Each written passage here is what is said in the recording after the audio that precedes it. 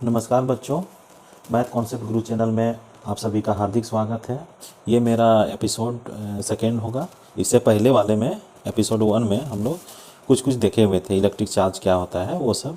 तो आज हम लोग क्वेश्चन 1 की ही सहायता से हम लोग लेक्चर भी कंप्लीट कर रहे हैं। तो ये मेरा वीडियो लंबा हो जाने के कारण मतलब कि एपिसोड 2 करना पड़ा। तो आइए हम लोग स्टार्ट करते हैं। हम लोग तो वहाँ तक पहुँच चुके थे कि चार्ज कैसे बनता है, कैसे क्या क्या प्रोसेस है उसके बारे में हम लोग देख लिए थे। चार्जिंग बाय फ्रिक्शन हम लोग देखे हुए थे, चार्जिंग बाय फ्रिक्शन हम लोग देखे हुए थे, charging by induction, charging by conduction. इसको थोड़ा थोड़ा अभी सीखते हुए जाना है, एक बाइक हम लोग को सीखना नहीं है। तो अभी केवल नाम हम लोग सीखे हुए हैं, charging by friction, charging by induction. धीरे धीरे हम लोग पूरा क्लियर हो जाएगा कि मेरा क्या है मेथड ऑफ चार्जिंग। तो हर एक चीज़ धीरे धीरे आप सभी का क्लियर होगा। आप लोग केवल पेशेंस बनाते हुए आप लोग क्लास को कंप्लीट कीजिएगा। तो मेरा क्वेश्चन था, पहला क्वेश्चन Q 1.1 का मतलब समझ गए हैं। Q का मतलब क्वेश्चन होता है, 1 मतलब एक चैप्टर का पहला question. What is the force between two small charge sphere. Charge का मतलब आप तो समझ गए होंगे कि या तो पॉजिटिव होगा या तो नेगेटिव होगा। स्फीयर मतलब कि कोई स्फीयर में वो चार्ज है। हैविंग चार्जेज, जो स्फीयर में चार्जेज है उसका वैल्यू दिया है 2 × 10⁻⁷ सी मतलब अब हम लोग समझ चुके हैं कि ये क्या है, कूलम है। एंड 3 × 10⁻⁷ सी, ये भी कूलम है। Placed 30 centimetre apart in the air, 30 centimetre apart मतलब अलग करके रखा हुआ है, इन मतलब में द एयर में अलग करके रखा हुआ है। दो चार्ज है जिसका वैल्यू 2 × 10⁻⁷ कूलम और 3 × 10⁻⁷ कूलम रखा हुआ है हवा में। ये आप लोग पकड़ते हुए चलिएगा कि कहाँ रखा हुआ, एयर में। अब हम लोग क्या पूछ रहा है कि फोर्स निकालना है। हम लोग तो चार्ज को तो सीख चुके हैं कुछ, अब हमको फोर्स निकालना है। तो फोर्स, अब बच्चों फोर्स के बारे में थोड़ा सा हम लोग डिस्कशन करते हैं कि क्या होता है फोर्स। इससे हम लोग का जो छूटा हुआ है कोर्स वो भी मेरा कंप्लीट हो जाएगा। मेरा मकसद है कि पूरा डिटेल से सीखते हुए जाना है, और जो भी छोड़ दिए हम लोग पिछला गलती या कुछ बदमाशी करने के कारण, तो उसको भी कवर करते हुए चलना है। तो बच्चों जो मेरा वर्ड आया था क्वेश्चन में फोर्स का उसको हम लोग नोट में सीख रहे हैं क्या है। तो फोर्स को हिंदी में बोला जाता है बल। इसको क्या बोलेंगे, बल बोलते हैं या भौतिक शक्ति बोलते हैं।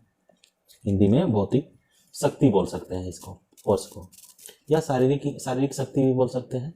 तो ये मेरा हिंदी मीनिंग हो गया फोर्स का, बल या भौतिक शक्ति। अब क्या होता है बल या भौतिक शक्ति, हम बतलाए थे कि क्या है कि कोई बॉडी को पुल करते हैं, पुश करते हैं, या बॉडी को पुश करते हैं, तो वो बॉडी एक जगह से दूसरे जगह पे मूव कर जाता है, दूसरे पोजीशन चेंज कर जाता है। तो जो हम किए उसमें पुश और पुल, वही मेरा फोर्स है। हम समझ गए। अब उसको हम वो अगर पूछ दे डिफिनेशन में कहीं या लिखना पड़े तो क्या बोलेंगे, द पुश और pull on an object. Push मतलब धक्का देना, पुल मतलब खींचना, ऑन मतलब पर, एन ऑब्जेक्ट एक वस्तु में। ऑब्जेक्ट का मतलब वस्तु बोलते हैं हिंदी में। एन एक वस्तु में, वस्तु मतलब कोई भी चीज हो सकता है, कलम, पेन, गाड़ी वगैरह, पत्थर उत्थल कुछ भी हो सकता है। तो एक ऑब्जेक्ट में अगर पुश और पुल करेंगे विथ मास, और जिसमें क्या रहेगा, मास रहेगा। अगर कोई मास ही नहीं रहेगा तो हम क्या पुश और पुल करेंगे, इसलिए विथ मास यूज किया है। Causes it to change in velocity, जिसके कारण मेरा क्या करता है, वेलोसिटी चेंज करता है। ये थोड़ा सा मीनिंग थोड़ा सा समझने वाला है। मान लीजिए कि एक कोई लकड़ी का टुकड़ा है या ईंट रखा हुआ है, इसका कुछ मास होगा, और ये क्या है, इसका वेलोसिटी क्या होता है, स्टार्टिंग में रेस्ट में है तो इसका वेलोसिटी मतलब कि वेग या वेग बोल सकते हैं, जैसे स्पीड बोलते हैं। स्पीड और वेलोसिटी, डिस्प्लेसमेंट को अगर टाइम से डिवाइड करते हैं तो मेरा वेलोसिटी मिलता है, और डिस्टेंस को टाइम से डिवाइड करते हैं तो स्पीड मिलता है। तो जनरली स्पीड या वेलोसिटी बोल सकते हैं इसको। स्पीड और वेलोसिटी दोनों अलग अलग चीज़ है, बाद में हम लोग देखते जाएंगे। तो ये मेरा क्या है कि शुरू में रेस्ट है, मतलब कि इसमें वेलोसिटी 0 है। अब हम फोर्स लगा दिए तो इसमें कुछ वेलोसिटी आ गया, कुछ भी आ गया थोड़ा बहुत, वो मतलब कि वो कुछ वेलोसिटी में आ गया, मतलब 5 सेंटीमीटर पर सेकेंड या कुछ भी वेलोसिटी आ सकता है। तो वो वेलोसिटी चेंज कर गया, 0 से 5 सेंटीमीटर पर सेकेंड के हिसाब से आ गया। जैसे कोई बॉल फेंकता है, मान लीजिए कि 10 मीटर पर सेकेंड के हिसाब से कोई बॉल फेंका क्रिकेट में, और बल्ला से मार दिए और वो 100 मीटर पर सेकेंड के रफ्तार से चला गया। तो वो क्या किया कि ऑब्जेक्ट में बैट के द्वारा क्या किए, पुश किए बैट के द्वारा, और मेरा जो बॉल था उसका स्पीड चेंज हो गया, मतलब कि 10 मीटर पर सेकंड के हिसाब से फेंकें और वो 100 मीटर पर सेकंड के हिसाब से भागा, तो इसीलिए चेंज इट्स वेलोसिटी लिखा हुआ है। तो आप लोग समझिए, चेंज मतलब परिवर्तन, इट्स मतलब इसका वेलोसिटी, मतलब जो ऑब्जेक्ट है उसका वेलोसिटी चेंज हो जाता है। ये स्टेटमेंट को आप लोग गौर से देखिएगा। द पुश और pull on an object with mass causes it to change its velocity, मतलब पुश और पुल ही है मेरा एक प्रकार का फोर्स जो वेलोसिटी, ऑब्जेक्ट का वेलोसिटी को चेंज कर देता है। कोई रेस्ट में रहा तो उसको स्पीड कर दिया, और जो मतलब कि 5 मीटर पर सेकंड के स्पीड से आया उसको 100 मीटर के स्पीड में फेंक दिया। तो इस तरह का होता है। जैसे फुटबॉल को मारना है यहाँ से यहाँ, तो हम लोग फोर्स लगा रहे हैं।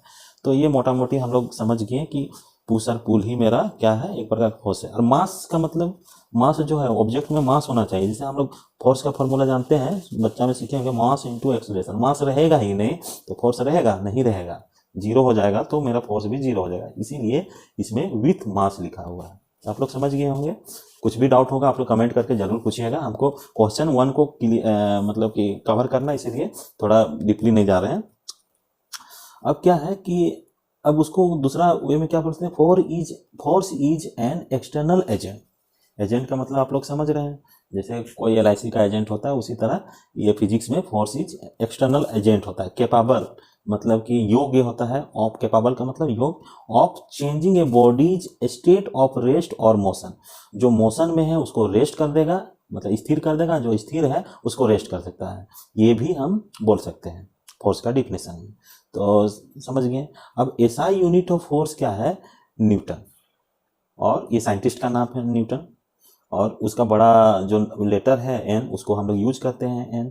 तो SI यूनिट हमको फोर्स का याद रखना है, न्यूटन होता है। और CGS यूनिट ऑफ फोर्स में क्या होता है, डाइन होता है। तो ये हमको याद करना है। तो फोर्स का मीनिंग हमको समझना है, पुश और पुल कोई भी ऑब्जेक्ट में जिसके कारण उसका वेलोसिटी चेंज कर जाता है, सिंपल सा लैंग्वेज। तो चलिए हम लोग यहाँ तक सीख चुके हैं। अब देखिए फोर्स का क्या इफेक्ट होता है, effect of force. Second point में इफेक्ट ऑफ फोर्स लिखा हुआ है। इफेक्ट का मतलब होता है प्रभाव। फोर्स का प्रभाव क्या होता है, तो अभी हम बतलाएं कि एक तो बच्चा को लुढ़का के हम बोल दिए, एक तो बच्चा को लुढ़का के बोल दिए, और वो क्या किया, ये स्पीड तो बहुत कम है, और वो अपना बल्ला से बहुत कस के मारा, तो वो क्या किया कि स्पीड को चेंज कर दिया। तो मतलब कि ये इफेक्ट हुआ फोर्स का, बल्ला के द्वारा वो फोर्स लगा उसमें बॉल में, तो वो मेरा स्पीड चेंज कर दिया। तो ये हो गया।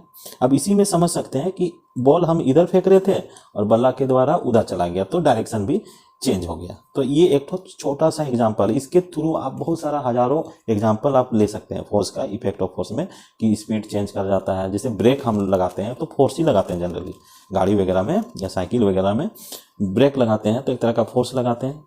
अब वो फोर्स कहलाता है फ्रिक्शन फोर्स, बाद में हम लोग देखेंगे। मोटा मोटी हम लोग को केवल अभी समझते हुए जाना है। तो फोर्स लगा दिए तो वो स्पीड चेंज हो गया, 100 किलोमीटर से 50 किलोमीटर का स्पीड में आ गया, किलोमीटर पर आवर के हिसाब से।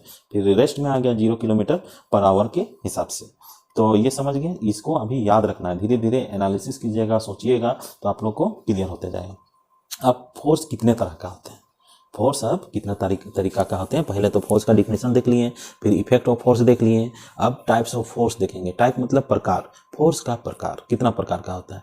तो पहला चीज है कि एक तो फोर्स लगाएंगे सटा के, जैसे गाड़ी को हमको धक्का देना है तो हाथ से हम सट जाता है, तो कॉन्टैक्ट फोर्स कहलाया। वो कॉन्टैक्ट किए, आपस में सट गया, तो सट गया तो वो कॉन्टैक्ट कहलाया, और गाड़ी यहाँ से यहाँ तक मूव कर गया, तो ये मेरा हो गया कॉन्टैक्ट फोर्स। और नॉन कॉन्टैक्ट फोर्स मतलब बिना सटाए हुए हमको फोर्स लग रहा है, मतलब धक्का लग रहा है। जैसे बिना सटाए हुए का मतलब है, हम लोग बचपन में देखे हैं, चुंबक से खेलते थे, 2 चुंबक रहता था और ये इसके बीच में गैप रहता था, और चुंबक को जैसे जैसे हम लोग मूव करवाते थे वैसे वैसे मेरा भागता था। तो दोनों के बीच में कोई सटा हुआ नहीं है, लेकिन उसमें क्या हो रहा है, पुश हो रहा है या पुल हो रहा है।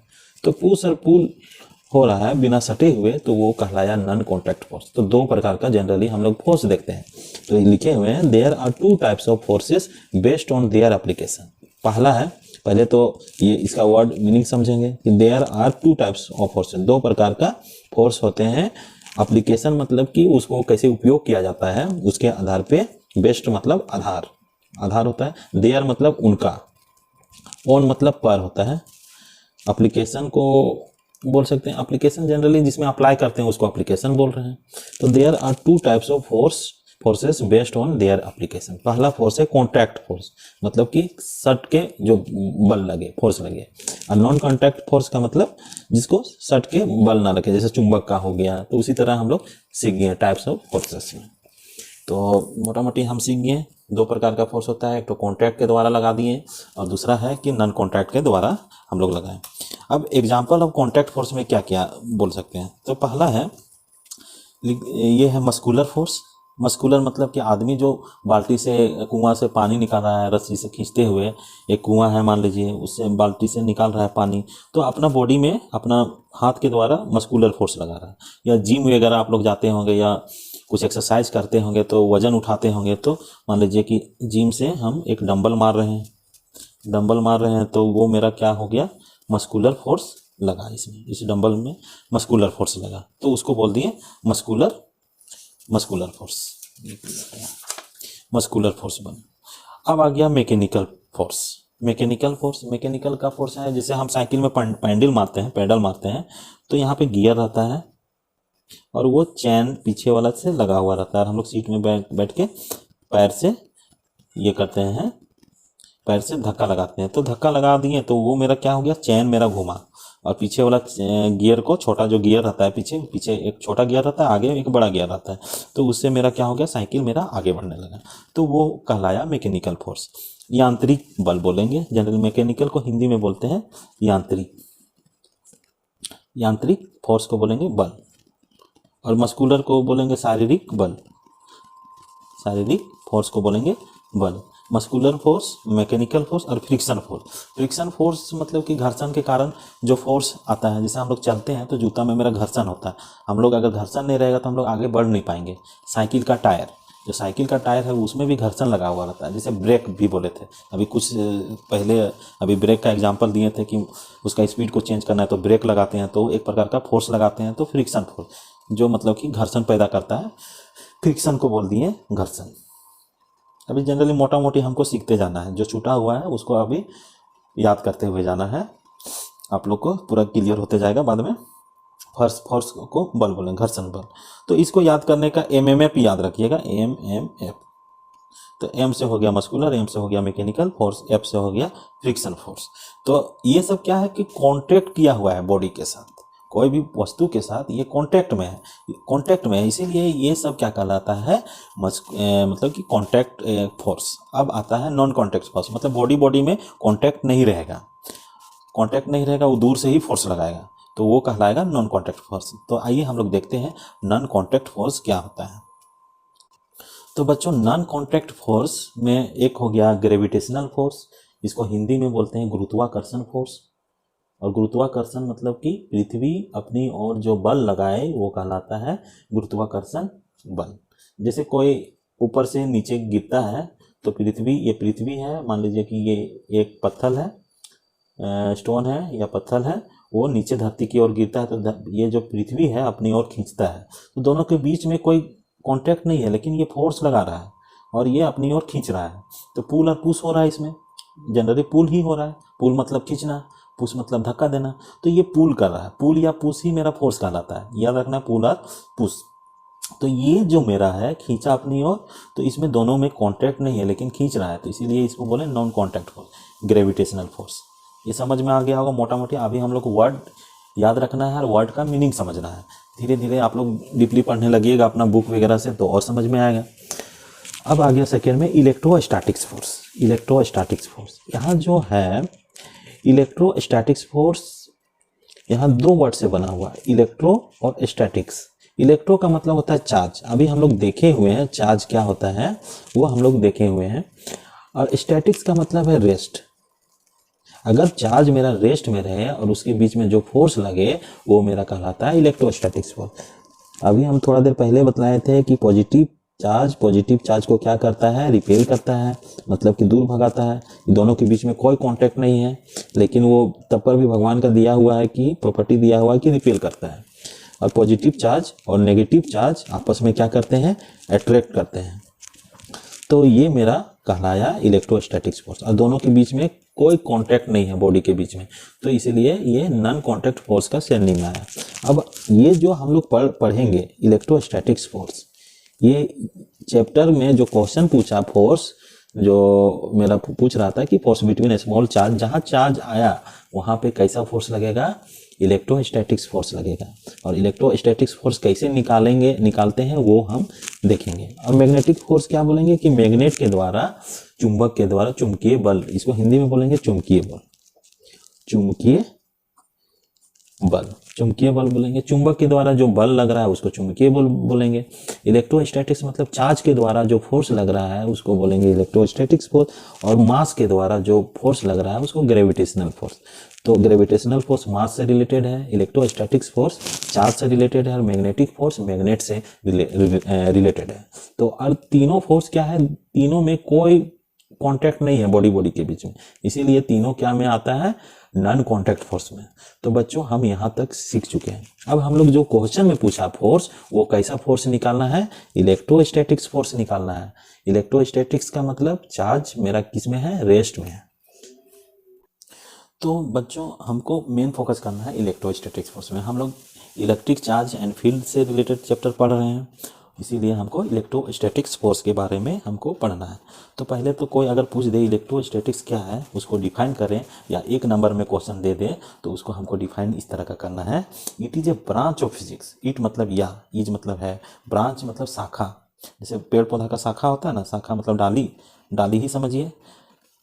जैसे आम का पेड़ है, उसमें बहुत सारा शाखा है, कोई बड़ा शाखा है, कोई छोटा शाखा है।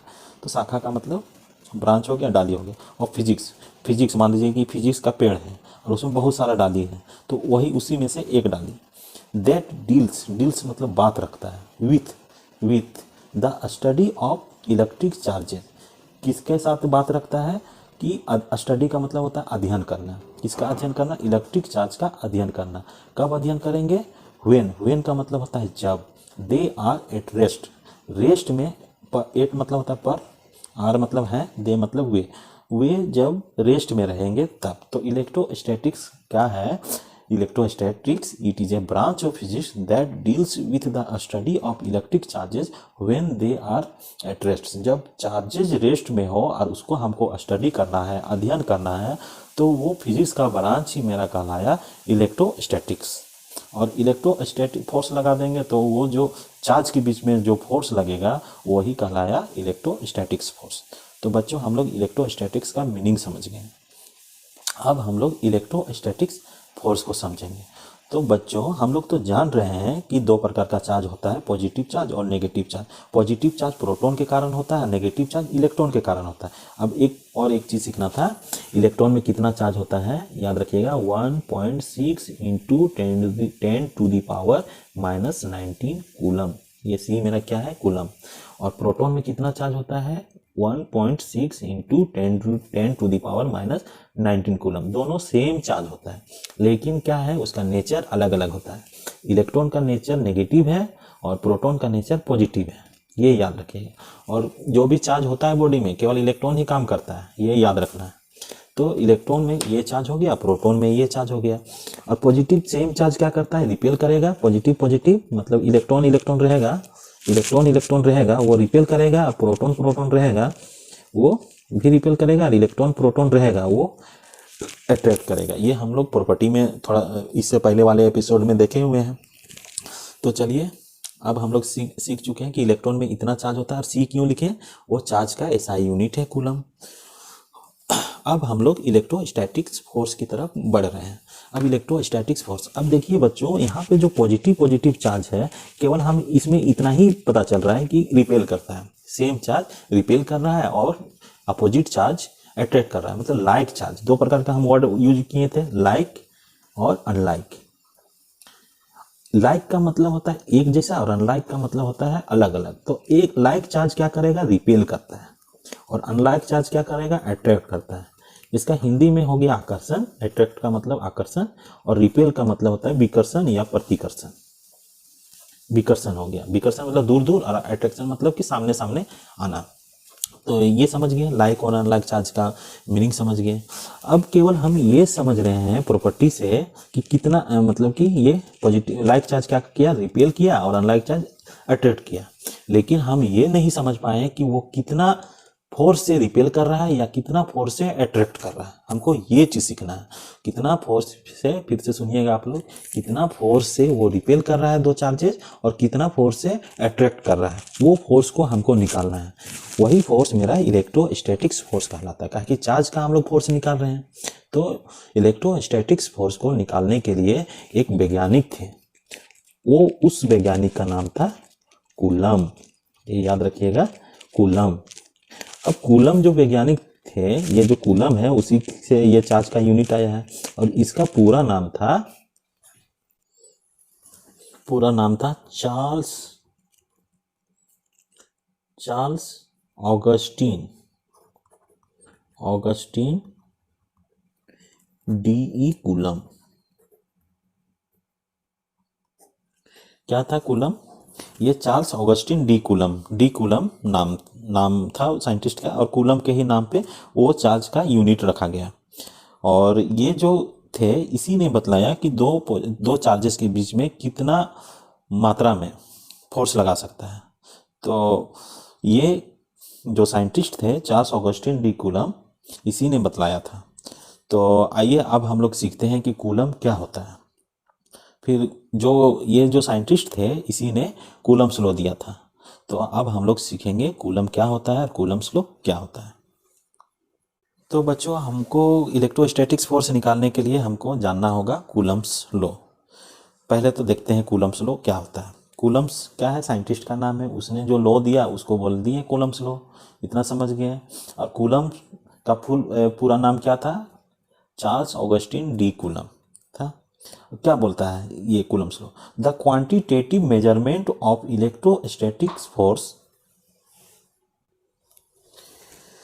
the quantitative measurement of electrostatics force was investigated by Charles Coulomb या चार्ल्स ऑगस्टीन डी कूलम इन, यहाँ पे पूरा नाम भी लिख सकते हैं लेकिन सिंपल सा चार्ल्स कूलम है, in 1884, and he put forward a law known as Coulomb's law. पहले तो इसको हिंदी मीनिंग समझेंगे। हिंदी बच्चे वाले बच्चों के लिए हिंदी मीनिंग समझेंगे। जो इंग्लिश वाले बच्चे हैं वो तो बहुत अच्छे से समझ रहे होंगे।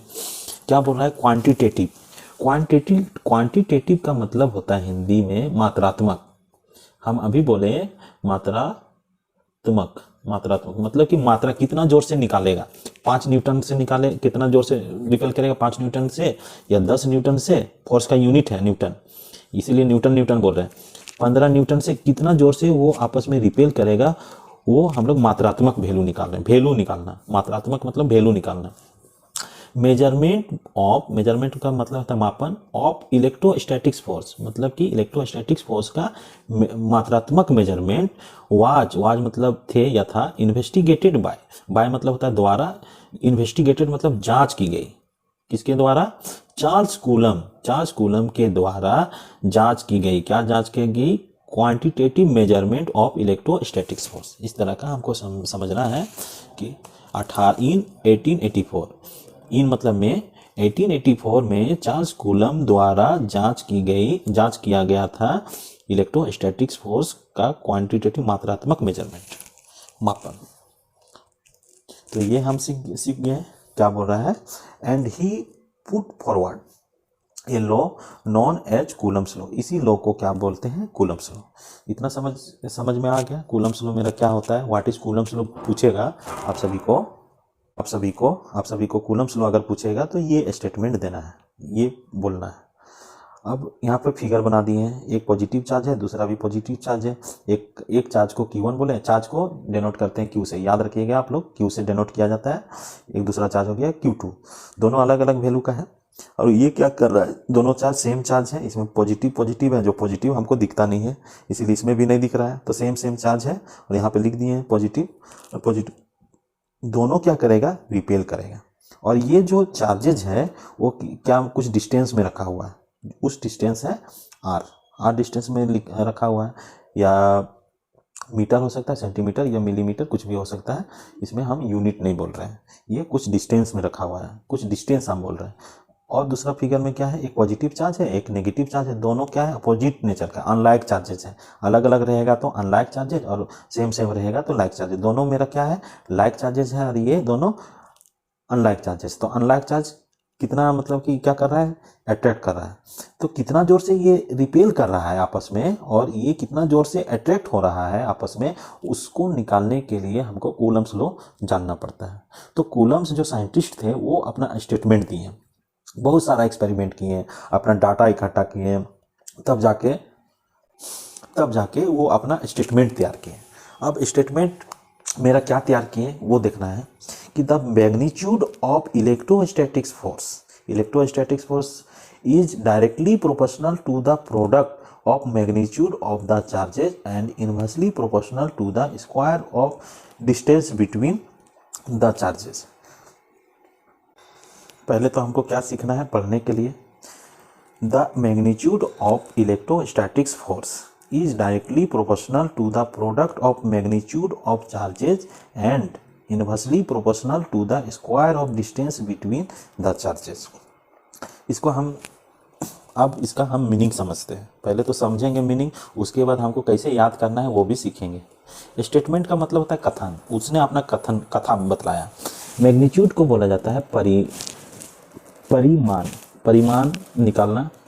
ऑफ इलेक्ट्रोस्टैटिक, ऑफ का मतलब होता है का इलेक्ट्रोस्टैटिक्स फोर्स का परिमाण निकालना। इज मतलब है डायरेक्टली प्रोपोर्शनल, इसको बोलते हैं अनुक्रमानुपाती। हिंदी में बोलते हैं डायरेक्टली प्रोपोर्शनल को क्या बोलेंगे, अनुक्रमानुपाती। अभी वर्ड याद कर रहे हैं, अभी फिर पहले तो वर्ड हमको समझना है कि क्या बोलना चाहता है, उसके बाद मीनिंग समझेंगे। डायरेक्टली प्रोपोर्शनल टू मतलब से, द प्रोडक्ट ऑफ, प्रोडक्ट मतलब गुना, वो प्रोडक्ट उत्पाद का मतलब नहीं समझना है, उत्पाद भी हो सकता है, प्रोडक्ट का मतलब है गुना। जैसे 5 प्रोडक्ट 4, इसको हम 5 प्रोडक्ट 4 भी बोल सकते हैं। ऑफ मैग्नीट्यूड अभी समझे, ऑफ मतलब का द चार्जेस का मैग्नीट्यूड का गुना। जैसे यहाँ पे 2 चार्जेस है ना, ये चार्ज का मैग्नीट्यूड मान लीजिए कि 5 कूलम है, दूसरा चार्ज का मैग्नीट्यूड 10 कूलम है, तो ये हो गया मैग्नीट्यूड। उसका प्रोडक्ट मतलब कि दोनों का गुना क्या होता है, डायरेक्टली प्रोपोर्शनल। जो इलेक्ट्रोस्टैटिक्स फोर्स क्या होता है, डायरेक्टली प्रोपोर्शनल का मीनिंग पहले समझेंगे। डायरेक्टली प्रोपोर्शनल का मतलब है कि एक चीज़ अगर बढ़ रहा है तो दूसरा चीज़ भी बढ़ेगा। जैसे फोर्स क्या बोला, पहला स्टेटमेंट, इसको हम लोग मैथमेटिकल इस तरह का लिख सकते हैं, Q1 × Q2, ये दोनों प्रोडक्ट में है, तो दोनों का मैग्नीट्यूड अगर बढ़ेगा तो ये फोर्स भी बढ़ेगा। मतलब कि एक क्वांटिटी बढ़ने से दूसरा क्वांटिटी भी बढ़ रहा है, उसी को बोलते हैं डायरेक्टली प्रोपोर्शनल, या हिंदी में बोलेंगे अनुक्रमानुपाती।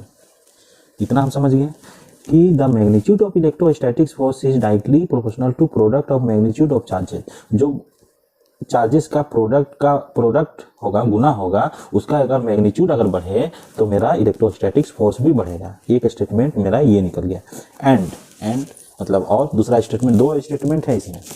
दूसरा क्या स्टेटमेंट, इनवर्सली प्रोपोर्शनल का मतलब होता है व्युत्क्रमानुपाती। उसका हिंदी मीनिंग हो गया व्युत्क्रमानुपाती। व्युत्क्रमानुपाती का मतलब होता है उल्टा मतलब एक चीज बढ़ेगा तो दूसरा चीज घटेगा, ये याद रखिएगा इनवर्सली का मतलब। और ये जो साइन है 1 से डिवाइड हो गया तो इनवर्सली प्रोपोर्शनल हो गया। जैसे क्या हो गया कि अगर नीचे जो है आर मेरा क्या है, डिस्टेंस है दोनों के बीच में, अगर डिस्टेंस को बढ़ाएंगे तो मेरा फोर्स क्या होगा कि घटेगा। मतलब कि ये डिस्टेंस अगर बढ़ रहा है, ये जो साइन दिए बढ़ने का और ये साइन होता है घटने का, अगर ये हम साइन दिए तो ये मेरा बढ़ रहा है तो ये मेरा घट रहा है, उसी का मतलब होता है इनवर्सली प्रोपोर्शनल। तो ये समझ लीजिए, और इसका हिंदी होता है व्युत्क्रमानुपाती। To the square of distance between the charges, जो डिस्टेंस रहेगा दोनों के बीच का जो डिस्टेंस रहेगा उसका स्क्वायर से वो घटेगा, मतलब कि इनवर्सली प्रोपोर्शनल होगा। इनवर्सली प्रोपोर्शनल मतलब व्युत्क्रमानुपाती होगा। तो बच्चों हम यहाँ से 2 निकालें। पहला चीज है F is directly proportional to product of their magnitude, और दूसरा क्या है, F is inversely proportional to square of distance between them. ये जो है पहले इसको बोल रहे हैं, स्क्वायर ऑफ आर क्या है, डिस्टेंस बिटवीन देम। इसको आपको याद रखना है कि डिस्टेंस बिटवीन चार्जेस, आर मतलब क्या है, डिस्टेंस बिटवीन चार्जेस, 2 चार्जेस का डिस्टेंस है दोनों के बीच का, और square of distance between charges. ये समझ में आ गया।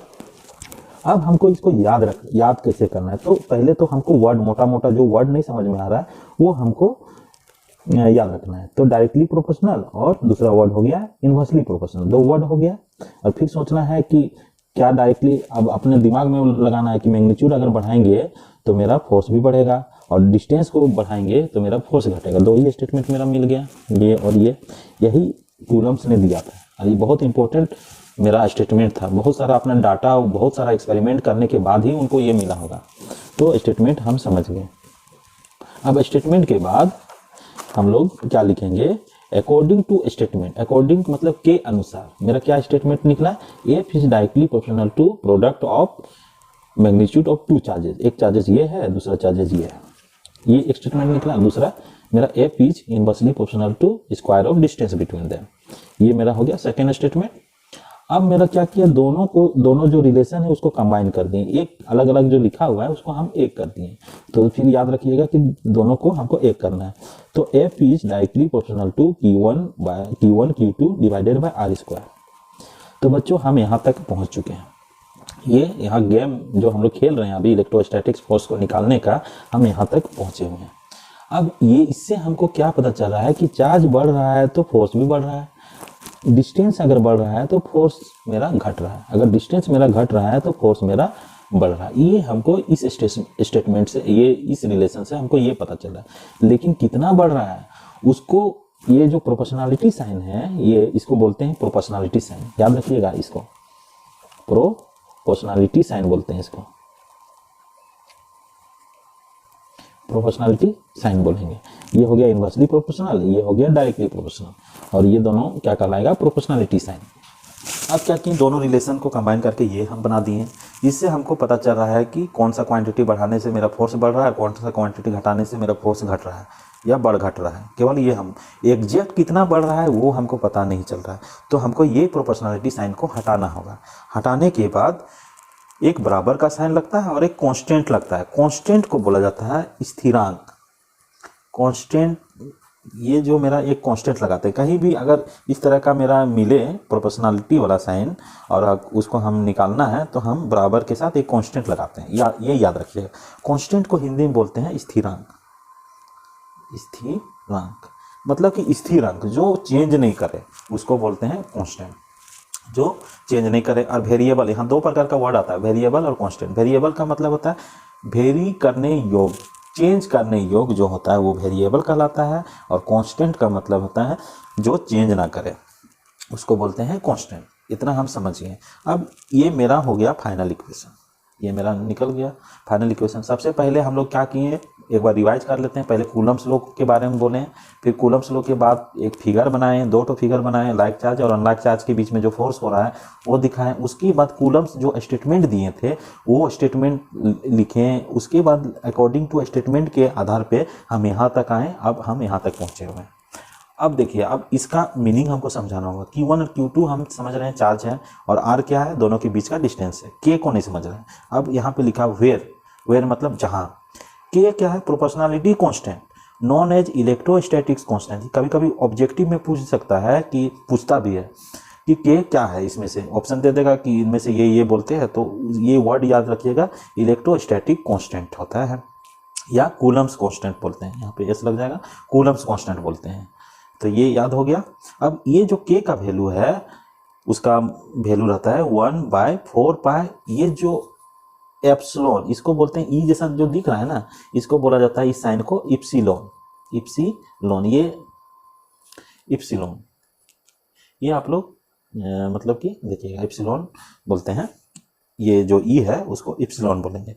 और इप्सिलॉन क्या है, ये सिंबल का नाम है और इसका मीनिंग हो गया परमिटिविटी। ये याद रखिएगा, अभी वर्ड याद रखिएगा, परमिटिविटी। ये एप्सिलॉन क्या है, परमिटिविटी। ये हम लोग यहाँ तक आ गए हैं। अब मेरा फाइनल इक्वेशन क्या बन जाएगा, देन मतलब उसके बाद F बराबर 1/4 pi epsilon Q1 Q2 by R square. ये मेरा इक्वेशन हो गया। ये इसका मीनिंग हो गया परमिटिविटी। अब इसके बाद हम आगे बढ़ते हैं, यहाँ तक पहुँच गए। ये जो परमिटिविटी है ऑफ मीडियम का है। मीडियम मतलब जहाँ चार्ज रखते हैं, हवा में रखें तो हवा मेरा मीडियम हो गया, पानी में रखें तो पानी मेरा मीडियम हो गया, तेल में रखें तो तेल मेरा क्या हो गया, मीडियम हो गया। तो मीडियम का मतलब वो होता है, तो परमिटिविटी ऑफ मीडियम। तो यहाँ तक आ गए हैं। तो बच्चों मेरा इक्वेशन मेरा क्या मिल गया, एफ बराबर 1/4 Q1 Q2 by R square. इससे पहले वाले इक्वेशन में देखें, और मेरा एप्सिलॉन जो था वो परमिटिविटी ऑफ मीडियम था।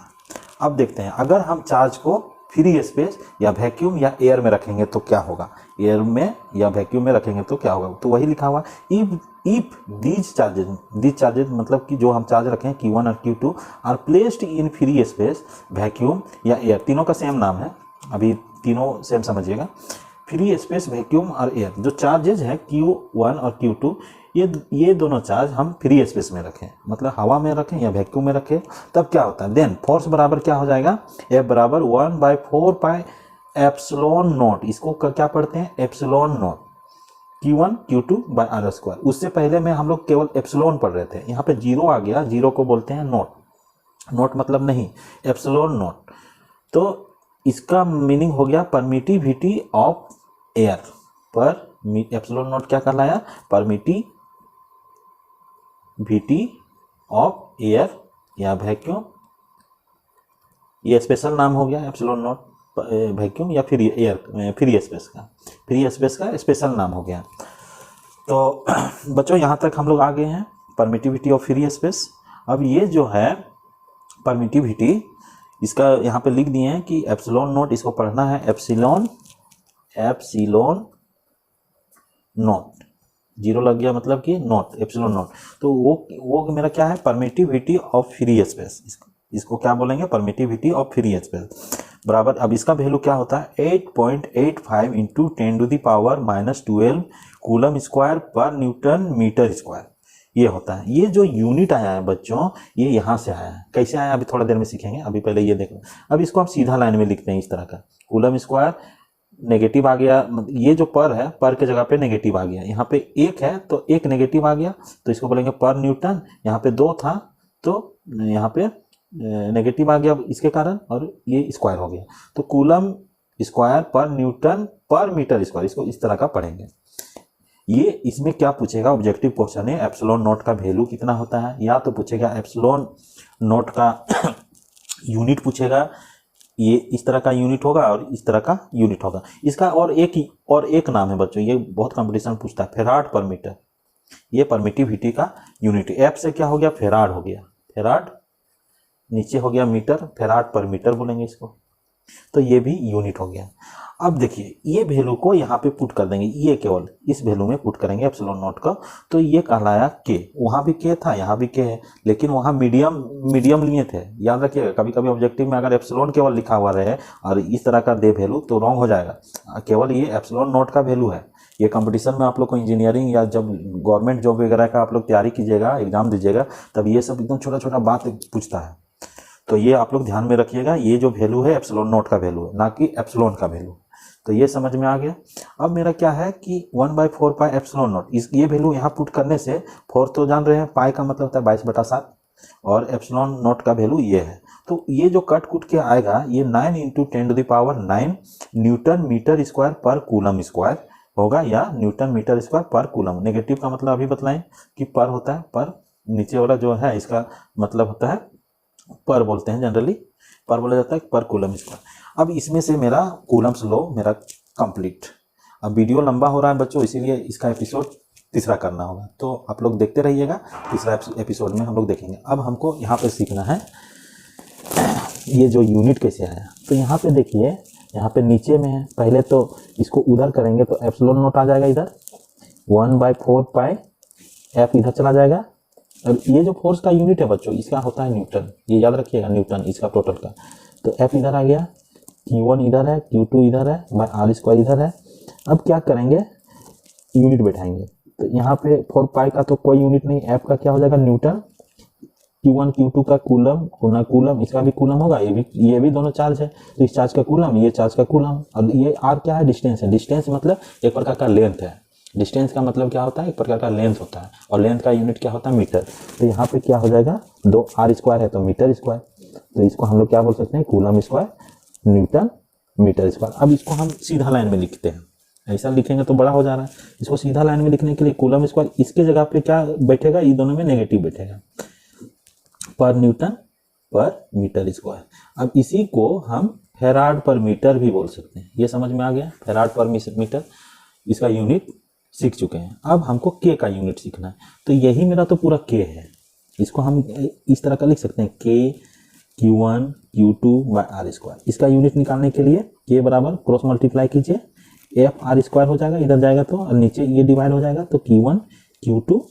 अब इसका यूनिट एफ का होता है न्यूटन, आर का मीटर स्क्वायर, पर इसका कूलम गुना कूलम, तो ये दोनों गुना होकर कूलम स्क्वायर बन जाएगा, न्यूटन मीटर स्क्वायर पर कूलम स्क्वायर। अब इसको एक लाइन में लिखना है तो न्यूटन मीटर स्क्वायर, इसके जगह पे नेगेटिव साइन आ जाएगा इसमें, ये मेरा आ गया मेरा यूनिट।